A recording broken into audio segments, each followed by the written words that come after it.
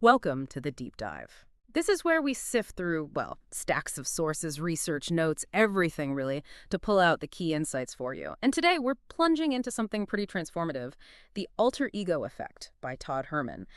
Our mission, basically, is to unpack how you can tap into those hidden capabilities, overcome self-doubt, and really perform at your peak. Hmm. It's all about leveraging a concept that, well, a lot of high achievers are already using, maybe without even fully realizing it. Exactly. And this isn't just like abstract theory. The source material, it's a really practical guide. It comes from, over 2 decades of Todd Herman's work. Thousands of athletes, amateur, pro, Olympic level, Yeah. and also data from over 75,000 business owners and professionals. So it's grounded. Yeah, this deep dive, we're going to illuminate the sort of art and science behind human performance and hopefully reveal a path for you to become more resilient, creative, optimistic, Yeah. courageous even. And speaking of paths, there's this amazing story that really grabbed the author, Bo Jackson. I mean, imagine meeting Bo Jackson, right? The only two-sport all-star in North American major leagues. So Todd Herman introduces himself, and Bo just leans in, super serious, and says, Bo Jackson never played a down of football in his entire life. Wow. Talk about an opening line, right? Yeah. Yeah, Bo explained that, when he was younger, he had trouble controlling his anger on the field. He'd get caught up, retaliate, get penalties. But then he watched Friday the 13th, and he got fascinated by Jason, how cold, relentless, unemotional he was. And that was it, a light bulb moment. He decided, okay, the hot-headed Bo stays on the sidelines when he steps on the football field. That's Jason. Disciplined, destructive, no rage. He called it his phone booth moment. That's such a great story, and it perfectly illustrates this key idea, doesn't it? That phone booth moment, it's not just for sports heroes or, comic books. It's really a powerful metaphor for intentional transformation, a conscious shift anyone can make to perform differently when it counts. Right. Choosing to embody a persona that helps you in those specific high-stakes moments. It actually makes me think of this riddle, from reading comics as a kid. Superman, Clark Kent. Same guy, obviously. But which one's the alter ego? Most people just shout, Superman, because of the superpowers. But that's wrong, actually. Clark Kent is the alter ego. Exactly. Superman's the real person. He created Clark Kent, this mild-mannered reporter persona. It was useful. It let him blend in, understand humanity, achieve his goals. He switched personas when he needed them. And that distinction is so crucial for understanding the alter ego effect. It totally flips what we normally think, right? It shows the alter ego isn't about being fake or becoming someone totally different. It's about intentionally bringing forward a version of yourself, your heroic self, qualities that are already there, maybe just dormant. Clark Kent wasn't fake. He was a strategic tool that allowed Superman to operate effectively. So it's about purpose, intentionality. Okay, so why does this matter to, you listening? Well, because life is hard, let's be honest. We all juggle different roles, responsibilities. We live in what the author calls our ordinary world.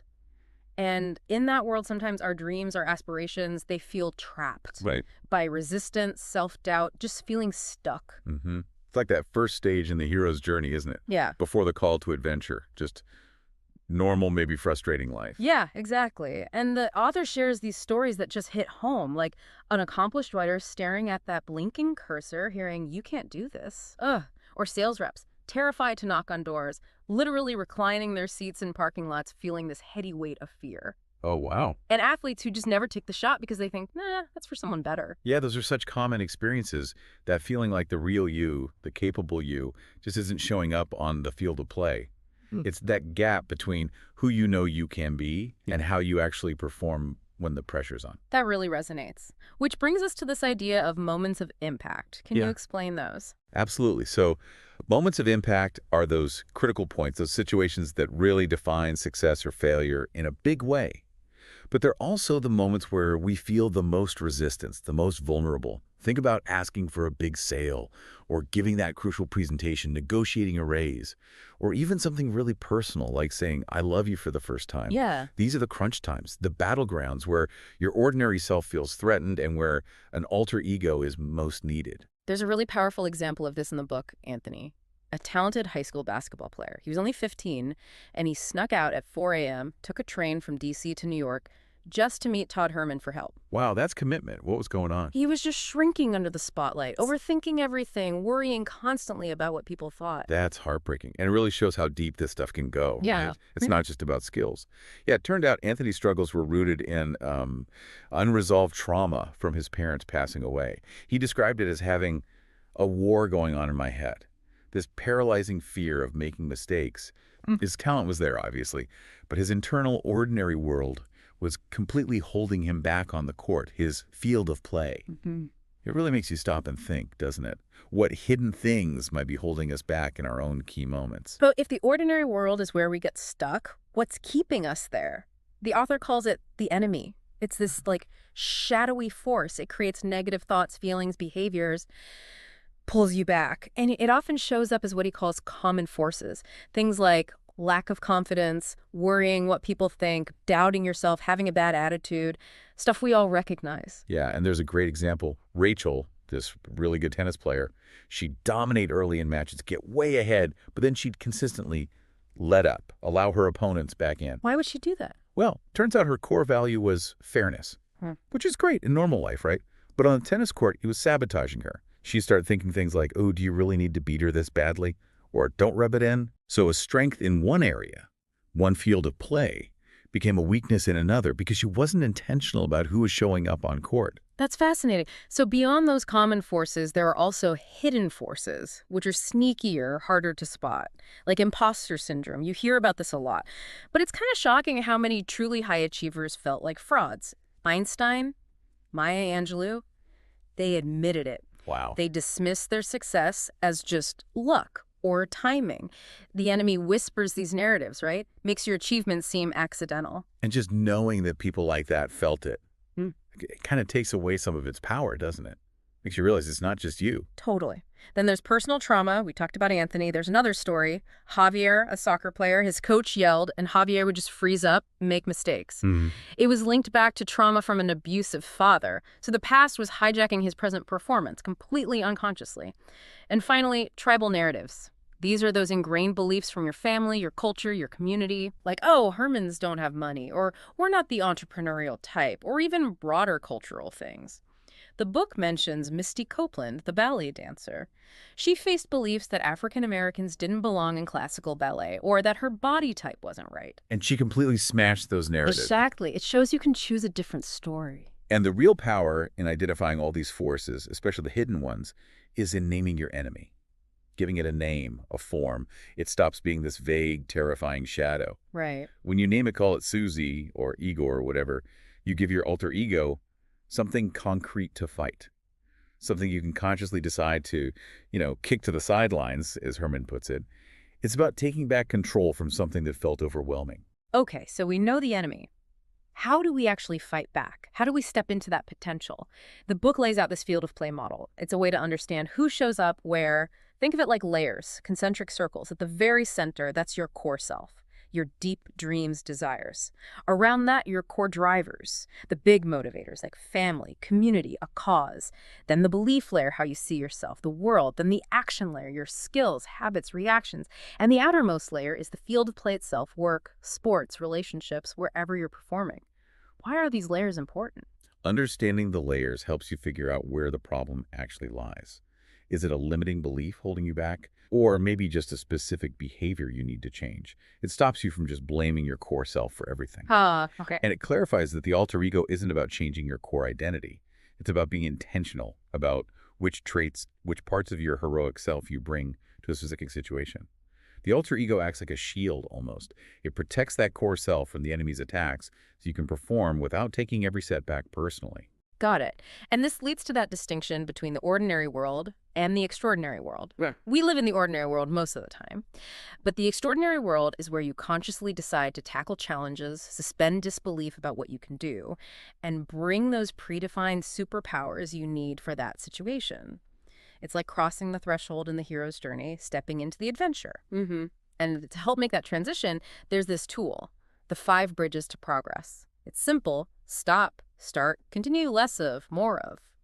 You combine that with thinking about what you're thinking, feeling, doing, and experiencing in a specific area. How does that work?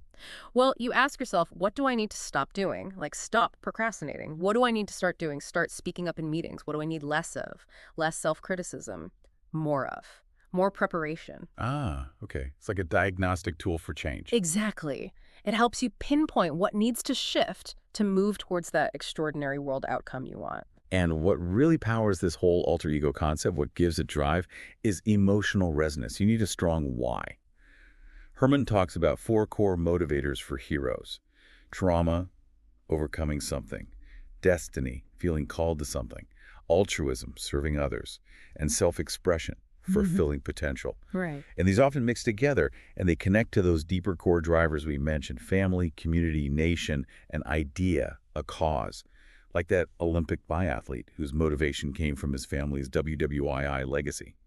That deep connection makes the alter ego feel authentic and powerful, not forced. Okay, so we understand the framework. Now the fun part, actually crafting your alter ego. First, the superpowers. These aren't, flying or invisibility. No, probably not. No, they're the specific traits you need most for your field of play. Maybe it's confidence, maybe decisiveness, maybe being more articulate or focused or calm under pressure. You define them based on what's currently missing or holding you back in those key moments of impact. So where do people get inspiration for these personas? All over the place. You could draw from characters, like Beyoncé and Sasha Fierce. Oh yeah, famous example. Right. She came from a religious gospel background, found it hard to do the more provocative stuff.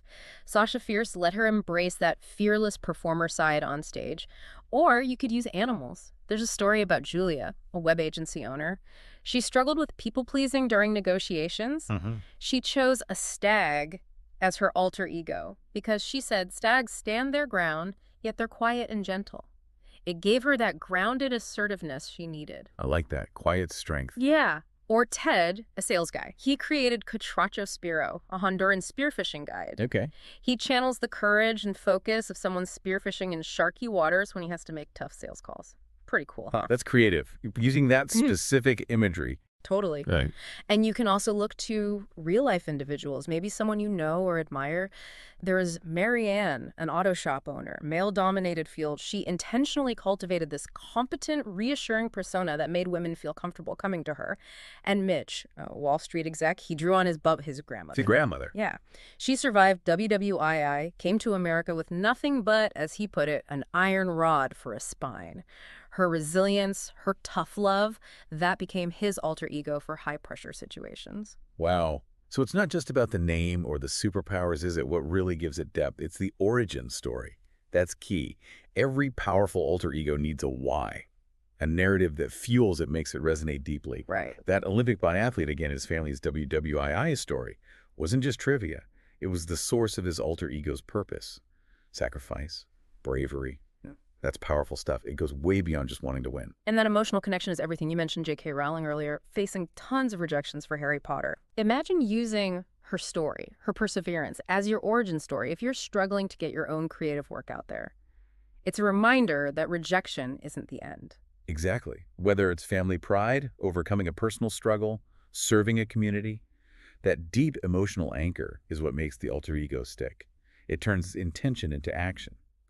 Hashtag activating your alter ego with a totem. Okay, so you got your alter ego, defined the superpowers, got the origin story. How do you actually switch it on when you need it? This is where the totem or artifact comes in. It's a physical object, your personal phone booth. Like Clark Kent's glasses. Kind of. Think historical figures. Winston Churchill and his cane. It wasn't just for walking, it was part of his persona. Or Martin Luther King Jr. He had perfect eyesight but wore non-prescription glasses.